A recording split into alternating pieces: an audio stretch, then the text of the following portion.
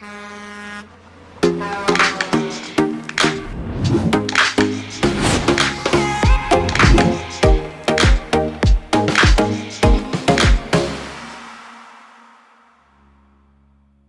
a gente está de volta com um episódio especial. Especial? Todos são. Todos são. Todos são. Esse daqui a gente veio para falar de missão empresarial. Sabe por quê? O pessoal do Conari, numa missão empresarial maravilhosa, acabou de voltar de um giro pela Europa, Laguna? Alguns países. Alguns países. Vamos falar dessa viagem?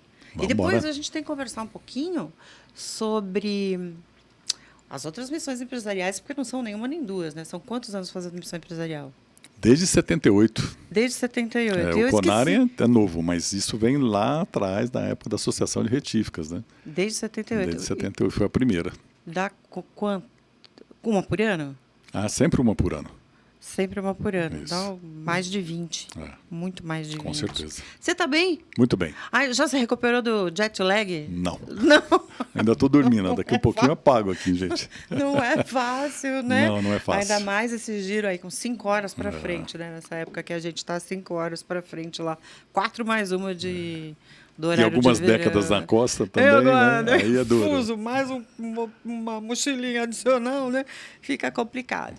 Vamos lá. Quantas pessoas foram dessa vez? Nós fomos em 15 pessoas, né? Mais acompanhantes, mas foi um time assim espetacular, um grupo unido, né? Tínhamos de todas as idades, algumas senhoras participaram também.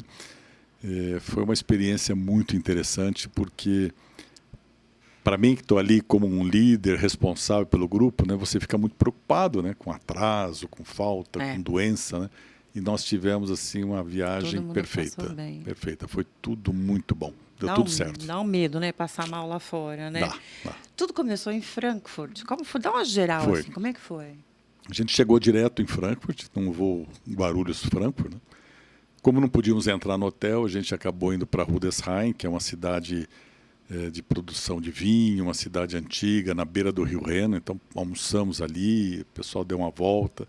Já sentiu que é a Alemanha, né? Então, o primeiro contato, para quem nunca tinha ido, foi muito bacana, que é uma cidade encantadora. Eu digo que é um tipo Campos do Jordão, né? Então, foi bem gostosinho. E ali a gente já começou a conhecer o grupo, as pessoas que eram a primeira vez que estavam viajando já tiveram o primeiro impacto, né, do que €1, né, o custo de uma comida em relação ao comparativo com o Brasil. Não pode converter, né? Não pode converter. Não pode converter. Não se faz conta, né? Não. Mas aí consumimos essa hora, né, passeando, quer dizer, a gente chega de uma viagem mal dormida, né? Mas o atrativo acabou agradando e o pessoal não sentiu as horas necessárias para poder chegar no hotel, né? Então foi bastante interessante isso. E no dia seguinte a gente foi para a feira, né? Nós estávamos em Frankfurt para ir na Automecânica, que é a maior feira do segmento automotivo do mundo, né? Ali estão todos os grandes fabricantes de máquinas, ferramentas, produtos, serviços, né?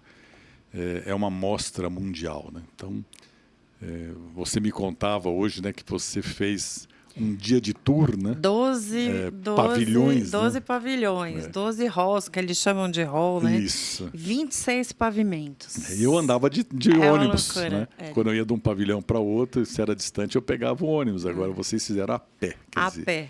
É uma maratona. É uma maratona. Um dia antes da feira abrir, a gente fez os 26 pavimentos. Foi uma loucura. Que loucura, que loucura.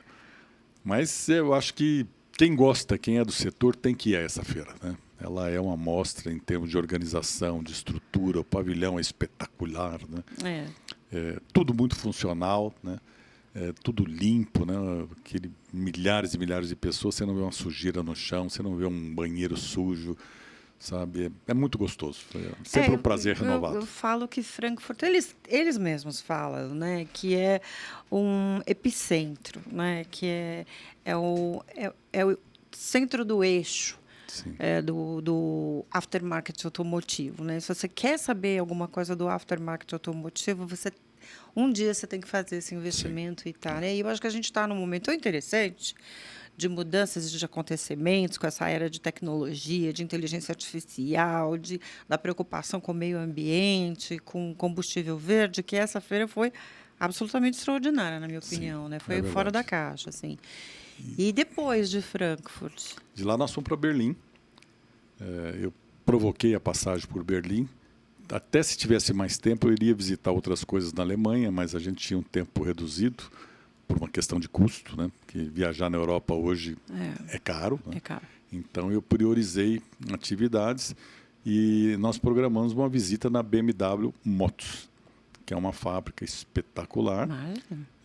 BMW é uma referência em qualidade no segmento de motocicletas, né? E algo diferente para a maioria dos retificadores, que é o pessoal muito focado ou na linha leve ou na linha pesada, mas motocicletas são poucos que fazem, né? Isso fica mais ou menos para uma periferia, né? E visitar uma fábrica como a BMW, sabe, é um mergulho na alta tecnologia, né? Sim. Nos chamou a atenção uma questão do pessoal não usar EPI, equipamento de proteção individual, né? E o pessoal falou, que é isso? Na Alemanha não usa EPI? Eu falei assim, usar para quê? Não tem risco? Os centros de usinagem são todos fechados, as pessoas abastecem os centros de usinagem, né? Mas tudo lá está automatizado, né? Então é uma coisa impressionante a falta de risco de acidente no trabalho numa operação de produção. Que sabe? incrível, né? É incrível, é uma coisa muito bacana. Depois de Berlim? Fomos para a Suécia e aí a gente tinha uma atração que era a visita na fábrica de motores da Scania, né? Nunca tínhamos ido na Scania. Já visitamos aí as principais fábricas do mundo, mas a Scania sempre foi uma empresa assim distante do mercado da reposição, né? Verdade. E através do nosso relacionamento com o diretor da Scania aqui no Brasil, ele conseguiu a visita onde a gente gostaria de ir. Visitar uma fábrica de veículos é uma coisa mais prática, mais fácil, né? Até o marketing deles, quase todo fabricante tem. Agora, visitar a fábrica de motores já é um negócio de tecnologia, ela é muito mais fechada, né? E foi uma experiência assim deslumbrante para mim que estou no mercado aí há tantos anos, né?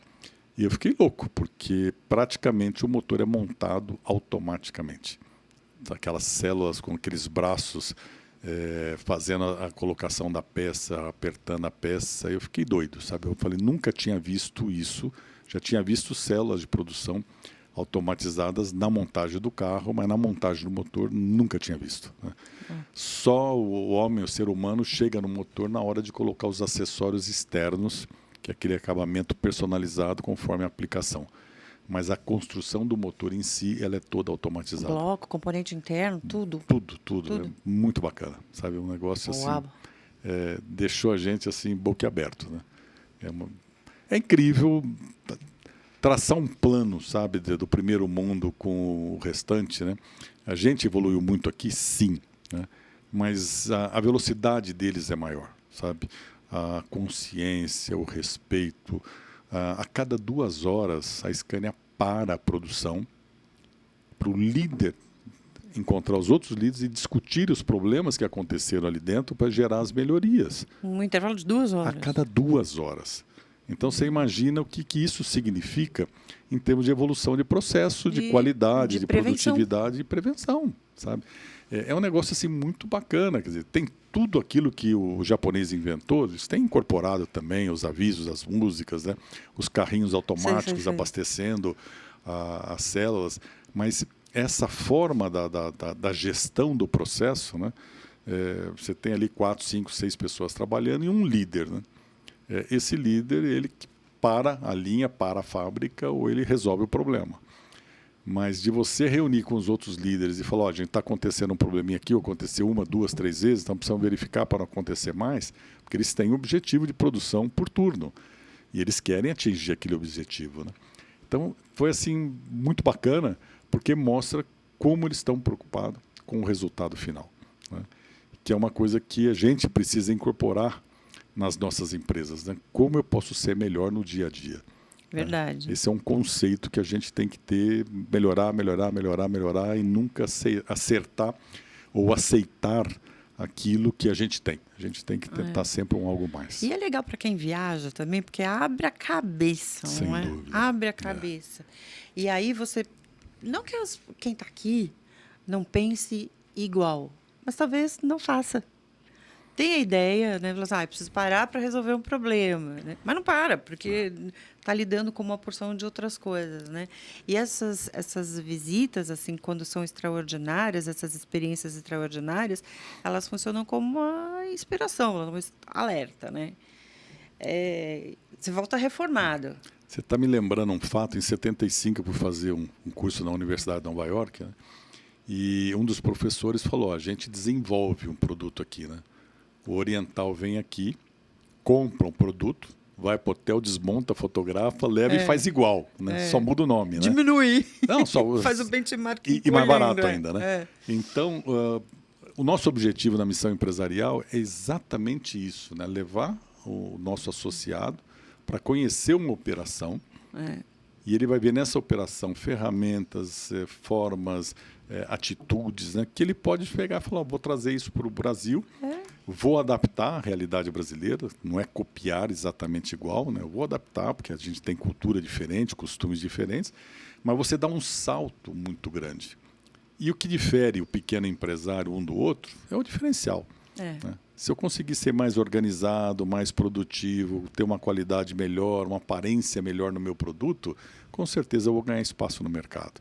Esse reconhecimento vem do mercado. Né? E a missão empresarial, você faz isso em pouquíssimo tempo. Porque você leva uma pessoa para conhecer aquilo que tem de melhor no mundo.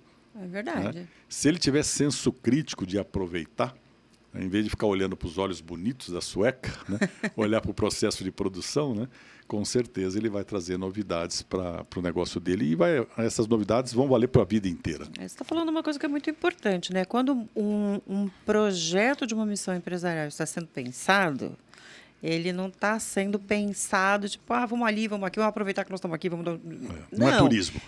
Não é turismo. O turismo acaba que acontece Sem dúvida. porque você já está atravessando um oceano e você vai conhecer lugares novos e vai, sei lá, jantar e se divertir com seus parceiros de viagem. Mas existe uma estratégia por trás do desenho de uma missão empresarial, que é assim, eu já vou para lá por causa da Automecânica Frankfurt. O que eu tenho na órbita, né, desse lugar de mais extraordinário para essas pessoas conhecerem, né? Então, isso é uma coisa importante das pessoas saberem, né? Que não é simplesmente quando anuncia, tem um trabalho de bastidor São pesado. Muitos meses, né? São mais de 6 meses de estudo, de pesquisa.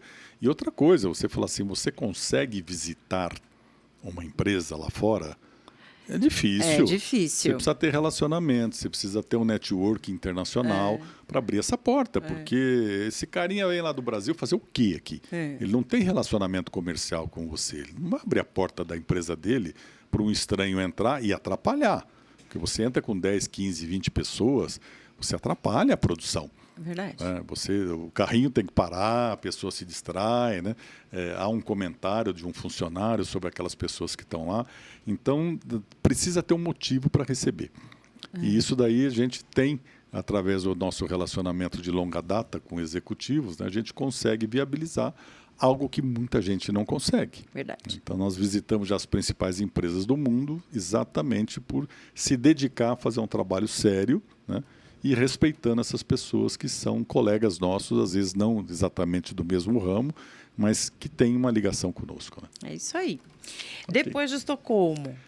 Aí fomos para Gotemburgo, né, que era o encerramento da nossa viagem. E em Gotemburgo a gente tinha 3 atividades, vamos chamar de técnicas. Né?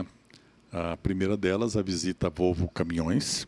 Eu já tinha estado lá, já conhecia, e é outra fábrica agora, cresceu, mas é uma visita bacana, você faz de trenzinho essa visita, sabe? É bem bolada, sabe? É uma visita objetiva, mas muito interessante. Em seguida, nós fomos a Volvo, a World of Volvo, quer dizer, o mundo da Volvo.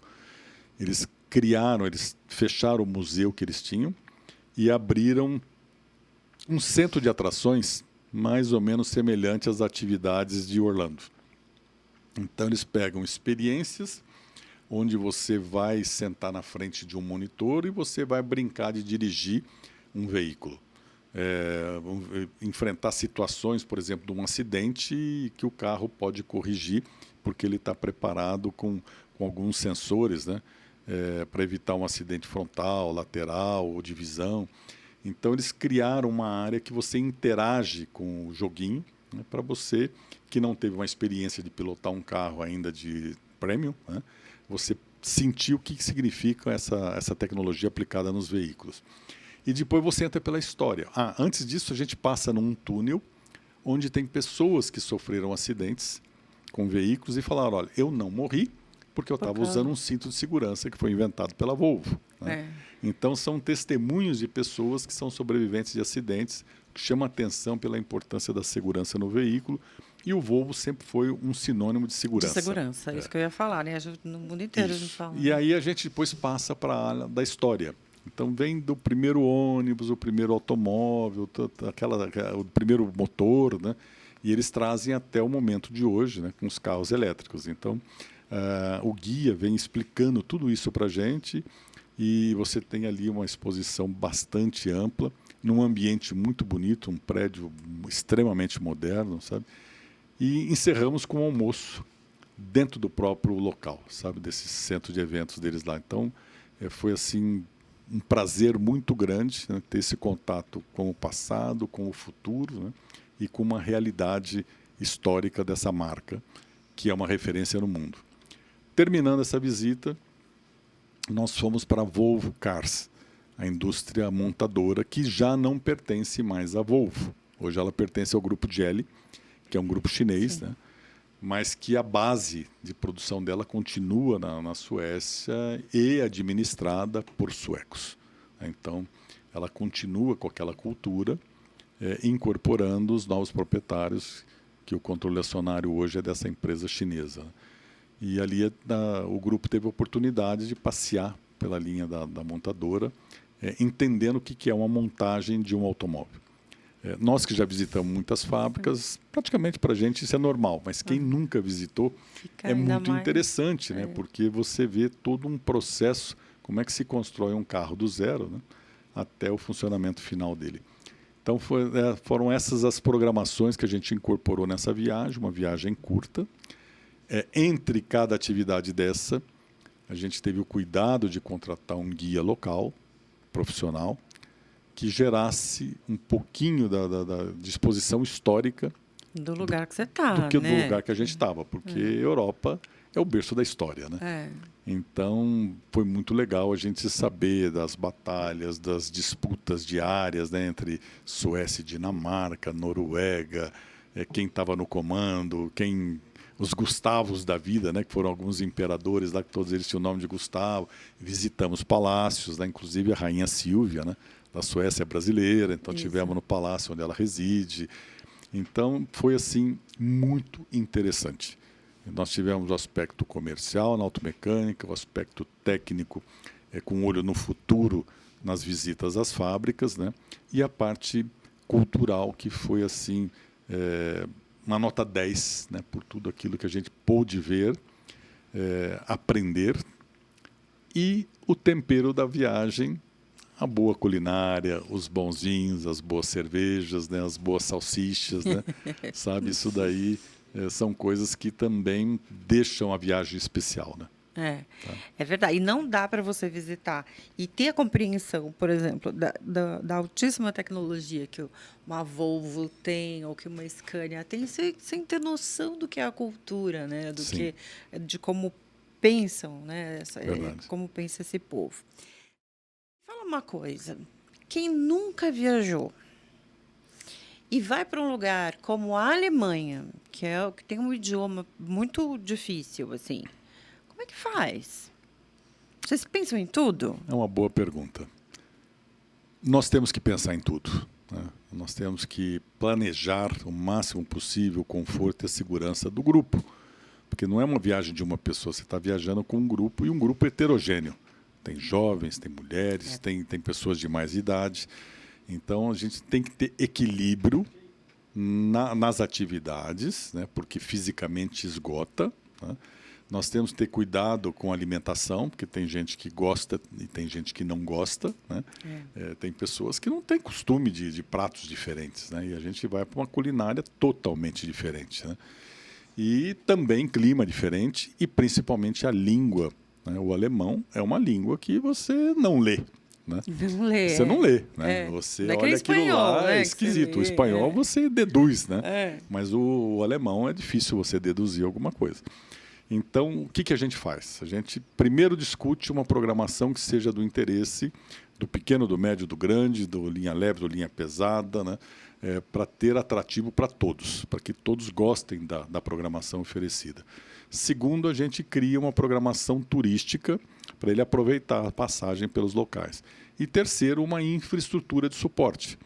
Então, nós pegamos um guia local, uma pessoa que fale diversas línguas, porque ela tem que entender o português e tem que traduzir para a língua do país que você esteja, né? O sueco é diferente do alemão, que é diferente do inglês, que é diferente do espanhol. Então, conforme o país que você for, você tem que ter alguém que esteja traduzindo aqueles detalhes para que a gente possa aproveitar melhor essa informação. E o outro ponto é o cuidado que a gente tem em acompanhar o grupo. Porque o grupo tem velocidades diferentes. Sim, né? É verdade. O guia vai lá na frente. Né? As pessoas mais intimistas acompanham o guia. E tem aqueles que são mais lentos, tem aqueles que são mais detalhistas, querem tirar uma foto, ou sabe, viaja, né, e acaba se perdendo do grupo. Então você tem que ter alguém rescaldando, né, buscando essa pessoa lá de trás. Vamos lá. Né? Então esse é um papel que eu procuro fazer, que é trazer o pessoal mais perto possível do grupo, para a gente não ter problema, porque dependendo do local, se você está fazendo um city tour, por exemplo, numa multidão, a pessoa que se perder é complicado. Como é que você vai achar o guia depois, ou o grupo, se for um grupo pequeno, né? Você não acha mais. Né? E aí você vai ter que voltar para o hotel sem falar uma palavra, né? É bastante complicado. Então a gente procura fazer uma gestão ponta a ponta, né? Na hora de pedir comida, pedir bebida, a gente vai, a gente explica, a gente traduz o cardápio. Apesar que hoje o Google tem o tradutor, né? Isso facilita muito as pessoas que não falam nada, né? A errar menos. Né? A gente acaba errando, mas errar menos. Né? É de carne com chantilly. Exatamente. Mas o pacote nosso é um pacote assim, para quem nunca viajou, a gente tenta fazer da forma mais adequada possível, até o momento do embarque. Sabe, a gente vai, acompanha o check-in, o despacho de mala, a passagem pela imigração. Você passou pela frente? Não, espera, vamos segurar, porque às vezes tem um companheiro que enrasca para trás, né? Então vamos lá, vamos tentar ver o que está acontecendo com ele. E às vezes acontece. Teve um fato agora essa semana com a Paula Oliveira, que perdeu o passaporte dela e deteram ela em Paris, né? Sabe? Então essas coisas acontecem e isso daí a gente precisa estar junto com o nosso pessoal, porque pode acontecer um problema desse também com a gente, né? Ou até problema de saúde. Nós já tivemos gente que se machucou, que luxou uma perna e você precisa levar para o hospital. Então a gente dá uma assistência por completo. Assistência médica, né? No embarque e tudo. Então, quem quiser estar com o Conair numa missão empresarial pode viajar sossegado. Com certeza. Vai estar assistido, não precisa ter medo. Se for a primeira vez, pode ir, que está tudo pensado. A gente facilita o máximo possível. E uma outra coisa, a gente incentiva o grupo um ajudar o outro. A gente tem que ser uma família. Nós estamos viajando ali todos com o mesmo objetivo, que é adquirir conhecimentos, né? E se divertir. Então, quanto mais a gente puder colaborar um com o outro, mais vai ser agradável para todos. É isso aí.